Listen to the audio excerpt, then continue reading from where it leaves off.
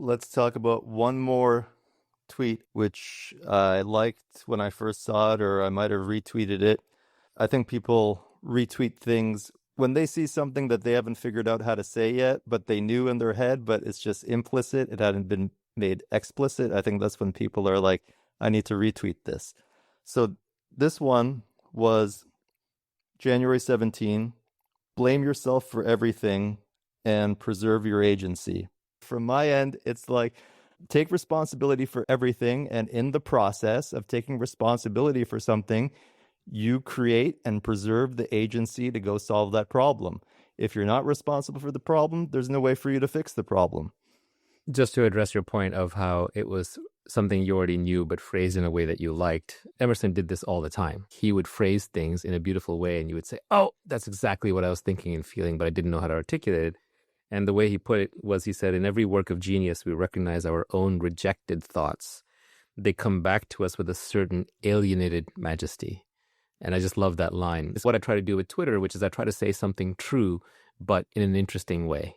And not only just true and interesting way to say it, but also it has to be something that really has emotional heft behind it. It has to have struck me recently and been important to me. Otherwise, I'm just faking it. I don't sit around trying to think up tweets to write. It's more that something happens to me, something affects me emotionally, and then I synthesize it in a certain way. I test it. I'm like, is this true? And if I feel like it's true or mostly true or true in the context that I care about, and if I can say it in some way that'll help me stick in my mind, then I just send it out there. And it's nothing new for the people who get it. If it's not said in an interesting way, then it's a cliche. Or if they've heard it too much, it's a cliche. But if it's said in an interesting way, then it may remind them of something that was important, or it might convert their specific knowledge, or it might be a hook for converting their specific knowledge into more general knowledge in their own minds. So I find that process useful for myself, and hopefully others do too. Now, for the specific tweet, I just noticed this tendency where people are very cynical, and they'll say all the wealth is stolen, for example, by banksters and the like, or crony capitalists or what have you, or just outright thieves or oligarchs.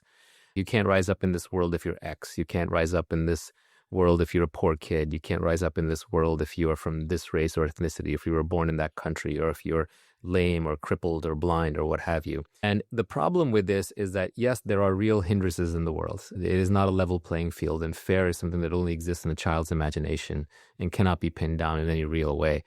But the world is not entirely luck. In fact, you know that because in your own life, there are things that you have done that have led to good outcomes. And you know that if you had not done that thing, it would not have led to that good outcome. So you can absolutely move the needle.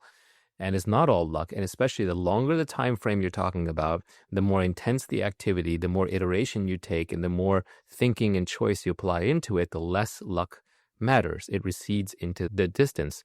To give you a simple example, which most people won't love because they're not in Silicon Valley, but every brilliant person I met in Silicon Valley 20 years ago, every single one, the young, brilliant ones, every single one is successful. Every single one. I cannot think of an exception. I should have gone back and just indexed them all based on their brilliance. By the way, that's what Y Combinator does at scale, right? What a great mechanism. So it works. If people stick at it for 20 years, it works. Now you might say, easy for you to say, man, that's for the people in Silicon Valley. No one was born here. They all moved here. They moved here because they wanted to be where the other smart kids were, and because they wanted to be high agency.